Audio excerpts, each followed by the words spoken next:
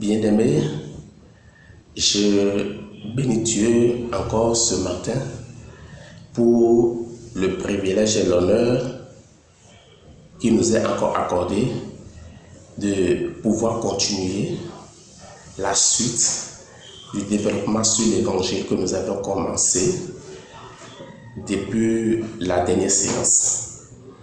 Nous étions dans le livre de Genèse 5 et les deux premiers ou trois versets nous a servi à établir la différence statutaire entre Adam et Ève, c'est-à-dire dans leur premier statut ressemblant à Dieu et dans le second statut qui ne ressemble plus à Dieu, c'est-à-dire désormais le statut de pécheur.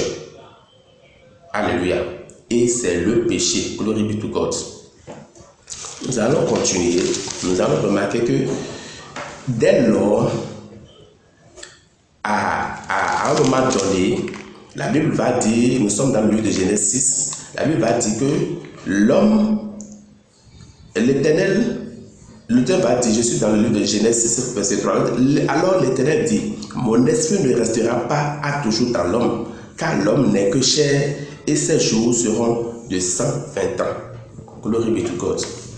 L'expression mon esprit ne restera pas dans l'homme, cela veut dire que ce qui préoccupe Dieu dans la vie de l'homme là, c'est l'esprit qu'on lui a donné.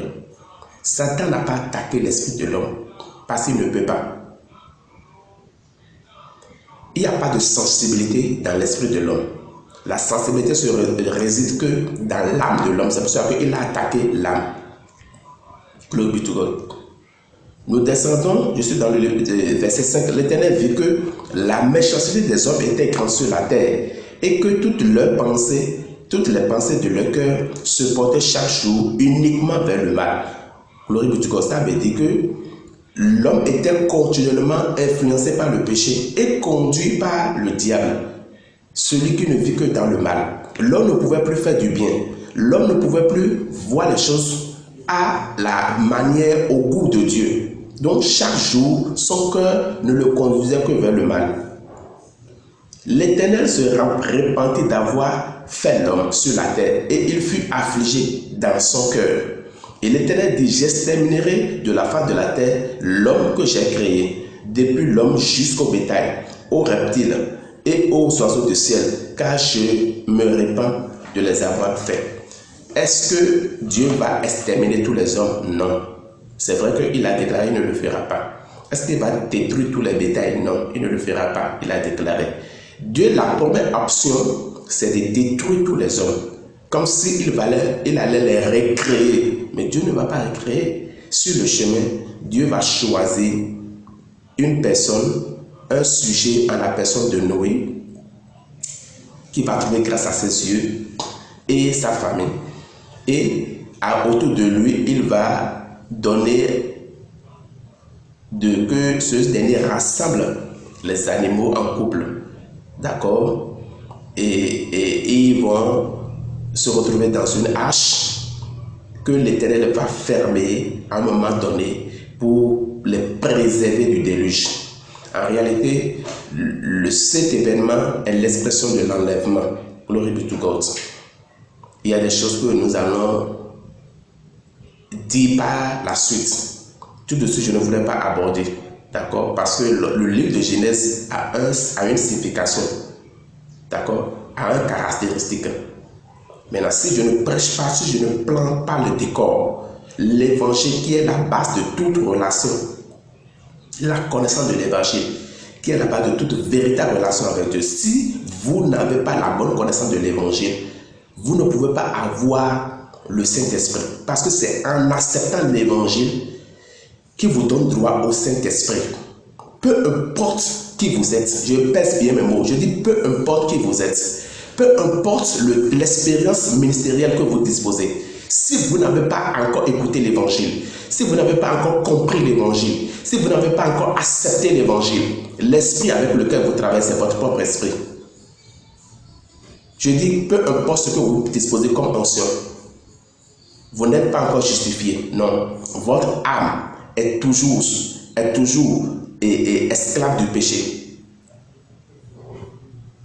Votre âme doit pouvoir être délivrée du péché. Parce que le péché, excusez-moi, le péché, c'est un maître spirituel aussi. Et je peux déjà vous dire que tout le problème que Dieu a envers l'homme, jusqu'à envoyer son fils, ce n'est pas le diable. Si c'est le diable, Dieu n'a pas besoin de venir envoyer son fils, sacrifier son fils, non. Tout le problème que Dieu a eu avec l'homme, jusqu'à sacrifier son fils, c'est le péché. Dieu n'a jamais eu de problème avec le diable. Le diable ne peut pas tenir, non. Tout ce qu'on a écrit de lui là, non, c'est le bas niveau. C'est parce que beaucoup ne comprennent pas encore la bonne connaissance qu'ils s'affrontent pour le diable. Le diable n'a rien, il n'a aucune force. Et tous ces agents, aucune force. Tout le problème, c'est le péché. Lorsque vous allez comprendre ce que c'est que le péché, et raison pour laquelle Dieu sera obligé de sacrifier son fils pour pouvoir détruire, anéantir le péché. Aussi longtemps que le péché n'est pas vaincu, je n'ai pas dit que vol, je n'ai pas dit mensonge, je n'ai pas dit fornication, bien aimé. Que le Seigneur t'accorde la grâce de rester dans la pensée du développement que nous sommes en train de faire. Glory be to God. Et que tu ne te retrouves pas dans tes pensées, dans tes raisonnements. Alléluia. Je dis aussi longtemps que le péché n'est pas détruit dans ta vie. L'esprit du péché n'est pas vaincu. Ton âme n'est pas délivrée de l'autorité du péché. Peu importe l'expérience ministérielle que tu disposes, peu importe l'église locale que tu aurais bâtie, peu importe la foule que tu draines, ça n'a aucun sens. Tu vas en profiter sur sa terre, c'est fini. Aucune relation légale et correcte avec Dieu. Que le Seigneur te fasse grâce davantage. Et pour que cette opportunité soit unique dans ton champ, dans ta vie. Et que tu aies le privilège aussi de partager cela avec d'autres. Glory be to God. L'Éternel va décider alors de détruire l'humanité. Cependant, il ne le fera pas. Mais quand il ne le fera pas, qu'est-ce qu'il va faire? Il va enlever une partie de l'humanité, il va conserver, pour procéder maintenant à la restauration de l'homme. Alléluia. Il y aura le déluge, oui. Il y aura beaucoup de choses qui vont se passer. Il y aura l'extermination de beaucoup d'êtres humains, des animaux et beaucoup de choses. Glory be to God. Et je peux dire, sans aller en profondeur, que l'eau de déluge, ça veut dire que la parole sans le Saint-Esprit. La parole sans la vie. C'est ce que ça veut dire. Ça veut dire que vous pouvez être en train de suivre des prédications. Vous pouvez être régulier sous l'influence communicationnelle d'un prédicateur, d'un pasteur, d'un ministre se réclamant de Dieu. Mais il y aura l'Esprit Saint. Il n'y aura pas l'Esprit Saint dans sa parole. Sa parole ne peut que vous détruire. Tout ne dépend pas de ce qui est de ce que la personne dit. Parce que la parole, esprit et vie. Si la personne lui-même n'a pas la vie, vous ne pouvez jamais avoir la vie. Il peut lire les Écritures comme il veut. Alléluia. Si Satan a réussi à donner le péché à Ève et à Adam, c'est parce qu'il y a l'esprit du péché dans Satan, dans le diable, dans Lucifer. Donc, par le moyen de la communication, l'esprit traverse la parole pour rentrer dans la vie de son interlocuteur. C'est pour cela que la Bible a dit dans le livre de Romains 10, 17, je crois, il dit, la foi vient de ce qu'on entend et ce qu'on entend de la parole de Christ. C'est-à-dire la parole de la rédemption de l'œuvre de Jésus-Christ. Glory be to God. Il n'a pas dit la parole de Dieu, parole de Christ. C'est-à-dire l'œuvre de la rédemption de Jésus-Christ. Donc l'œuvre de la restauration de l'homme. Alléluia. Nous continuons rapidement parce qu'on a le temps contre nous. La Bible va parler et de beaucoup de choses que nous allons essayer de les éviter parce que nous risquons de sortir du cadre évangélique. Nous allons constater que au verset 8, là, on va parler, au chapitre 8, pardon, de Genèse, on va continuer de parler du déluge jusqu'au chapitre 9. Alléluia. Maintenant, on saute rapidement, on sort du livre de Genèse, on vient dans le des autres. Nous allons remarquer que dans les premières pages du livre d'Exode, Dieu va appeler un homme du nom de Moïse. Glory be to God. Moïse, Dieu va lui dire premièrement, comme il a porté son choix sur lui, il va lui dire, dans un entretien donné, tu peux déjà considérer que c'est les premières rencontres de serviteurs de Dieu Moïse avec Dieu. Et je suis dans le livre de Exode 4. La Bible va dire, l'Éternel lui dit, qu'y a-t-il dans ta main? Chapitre 4, verset 2. Il répondit une flèche. L'Éternel dit, jette-la par terre. Et il la jeta par terre et elle devint un serpent. Moïse fuyait devant le serpent. Vous voyez, il y a un mystère sur lequel nous allons travailler et vous aurez la révélation par la suite. Glory be to God. On a dit que le diable a utilisé la forme du serpent, le corps du serpent, pour pouvoir aller vers la femme. Glory be to God. Ici maintenant, Dieu va demander à Moïse de jeter son bâton par terre. Le serviteur de Dieu, Dieu va lui demander de jeter son bâton par terre. Maintenant, qu'est-ce qui va se passer? Le bâton ne deviendra pas un lion. Le bâton ne deviendra pas un loup, un éléphant. Il y a des animaux très géants qui peuvent faire peur à quiconque. D'accord? Le bâton n'est pas devenu un buffle. Glory be to God. Une panthère, non. Le bâton va devenir un serpent. Il y a un mystère, il y a une révélation qu'il faut comprendre. Glory be to God. Si on prend la majorité des croyants, dit l'animal le plus repoussé des croyants, c'est le serpent. Parce que quand on dit serpent, c'est le diable. Non, le serpent n'est pas le diable. Le diable a pris le corps du serpent.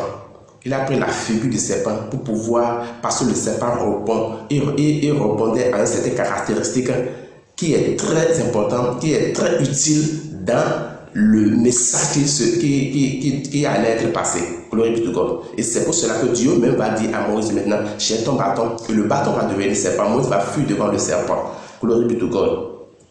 L'Éternel dit à Moïse, étends ta main et saisis-le par la queue. Il étendit sa main et le saisit le serpent. Le serpent devient une bête dans sa main. Glory be to God. Je suis verset 5. Il dit, c'est là, dit l'Éternel, ce que je te fera, afin qu'il croit que l'Éternel, le Dieu de leur père, s'est apparu et le Dieu d'Abraham, le Dieu d'Isaac, le Dieu de Jacob. Je suis verset 6. L'Éternel lui dit encore, mets ta main dans ton sein. Mets ta main dans ton sein. Alléluia. Il mit sa main dans son sein, puis il la retira. Et voici, sa main était couverte de lèpre, blanche comme la neige. Alléluia. L'Éternel dit, remets ta main dans ton sein. Il remit sa main dans son sein, puis il retira de son sein. Et voici, elle était redevenue comme une chair. Pourquoi je voudrais d'abord mentionner, je pouvais sauter ce message, cette partie, et continuer mon développement. Mais j'ai jugé utile de prendre cela en valeur pour vous signifier simplement que le Seigneur va faire de grandes choses avec son serviteur qu'on appelle Moïse. Moïse sera regardé par la suite comme un personnage, c'est-à-dire hors pair, hors du commun. Et c'est vrai, ce n'est pas de la blague. Beaucoup adorent Moïse sans le savoir. Moïse est une figure de Dieu. Non une figure complète, mais une figure partielle de Dieu. Moïse est la tradition de la loi, sous forme humaine. Glory be to God. Cependant, Dieu va permettre cette communication pour signifier à Moïse qu'il est faible et qu'il est de nature pécheresse. Même si je t'ai choisi pour t'utiliser, ce n'est pas que tu es propre, ce n'est pas que tu as de mérite, c'est pour te dire que tu n'es pas compatible avec moi. Cependant, je vais t'utiliser. Cela relève de ma souveraineté. Glory be to God. Il va lui dire, mets ta main dans ton sein et ressors-la. Alléluia. La main est ressortie couverte de lèpre blanche. Il va dire, remets la main encore dans ton sein et ressort, et ça va ressortir propre. La lèpre, c'est le symbole du péché. Ça veut dire que tu mets dans ton, ça veut dire à l'intérieur de toi, dans ta nature, ce qui est en toi, c'est le péché. Donc, si je vais te considérer en tant que tel, tu ne peux pas avoir de relation avec moi. Cependant, je vais t'utiliser.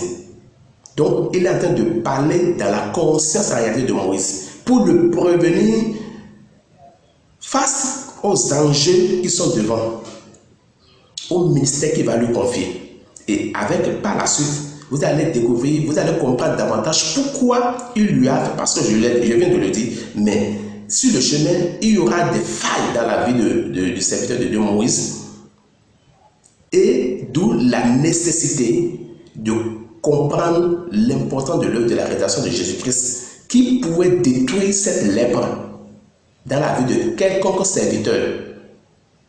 Alléluia. Nous continuons, puisque Moïse sera en réalité la figure symbolique de tous les serviteurs qui vont servir sous l'ancienne alliance jusqu'à Jean-Baptiste. Alléluia. Jusqu'à Jésus même, parce que Jésus va servir sous l'autorité de Moïse sur la terre. Alléluia. Moïse est la figure par excellence de serviteur de Dieu. Il n'y a pas de serviteur de Dieu qui peut égaler Moïse, non. C'est une figure par excellence en ce qui concerne le serviteur de Dieu. Tous ceux qui étaient nés d'un homme et d'une femme portaient en eux la nature de péché, le germe de péché, la semence du péché. Et du père au fils, le péché s'étendait. Les hommes se multipliaient avec la nature pécheresse. Et c'est ainsi qu'il va choisir Moïse, qui est aussi porteur de cette nature. Cependant, il va l'utiliser à des fins personnelles, parce que c'est lui qui est Dieu et rien ne peut s'opposer à lui. Glory be to God. Alléluia. Nous allons continuer notre développement. Nous allons sauter beaucoup de pages et nous allons découvrir que au niveau du livre d'Ésaïe, le grand prophète Ésaïe, Dieu va commencer par annoncer beaucoup de choses. Et lorsque nous parlons de la prophétie, généralement la prophétie, ce n'est pas seulement ce qui va venir. La prophétie, parfois, vous retourne en arrière, parle de l'instant présent, l'instant actuel, et vous plonge encore dans le futur. Glory be to God. Nous allons commencer par parler d'Ésaïe. Et lorsque nous sommes dans le livre d'Ésaïe, chapitre 8, la Bible va dire, mais je suis dans le livre d'Ésaïe 8, verset 23. Il dit, mais les ténèbres ne rayonnent pas toujours sur la terre où il y a maintenant des angoisses. Si les temps passés ont couvert d'opprobre les pays de Zabulon et le pays de Nephtali, les temps à venir couvriront de gloire la contrée voisine de la mer au-delà du Jourdain, le territoire des gentils. Alléluia. Je suis au chapitre 9. Le peuple qui marchait dans les ténèbres. Je suis verset 23 du chapitre 8 disait, mais les ténèbres ne rayonneront pas toujours. Ne rayonneront pas toujours. Le premier verset du chapitre dit, le peuple qui marchait dans les ténèbres. Le ténèbres, ça veut dire l'ignorance. Glory be to God. Ça veut dire l'ignorance.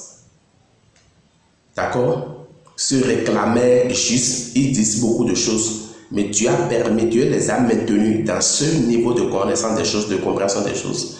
Parce que Dieu ne voulait plus détruire entièrement l'homme. Nous l'avions déjà découvert avec l'expérience de Noé. Mais il veut procéder maintenant à la restauration de l'homme. L'homme qui a été victime du péché. L'homme qui a été embrigadé par l'esprit du péché. L'homme qui a été pris en esclavage par l'esprit du péché. Dieu va œuvrer maintenant pour le délivrer. Donc, l'homme va marcher dans ses raisonnements, dans tout ce qu'il faisait, mais dans les ténèbres, dans l'ignorance. Et Dieu va le conserver comme ça jusqu'à ce que le moment de sa restauration va venir. Parce qu'il n'y a que Dieu seul qui pourrait le faire. Glory be to God. Alléluia. Il dit, le peuple qui marchait dans les ténèbres voit une grande lumière. Là, il y a quelque chose qui va se passer. Sur ceux qui habitaient le pays de l'ombre de la mort, une lumière resplendit. Glory be to God. Parce qu'un fils allait naître. Je suis dans le livre Je suis dans le livre de Jérémie 13. Glory be to God. Dieu va commencer par mentionner mettre doigt sur ce que c'est que le péché. Parce que les prophéties vont commencer par être multipliées. Et dans ce fait, Dieu va commencer par mettre les doigts des serviteurs, des peuples sur certains points et pour préparer leur conscience à accepter l'œuvre de la rédemption qui allait se manifester très prochainement. Je rends grâce à Dieu pour ce court message que nous venons encore de livrer. Je bénis Dieu pour chacune de nos vies respectivement. Je dis à la prochaine, Jésus-Christ Seigneur. Glory be to God. Amen.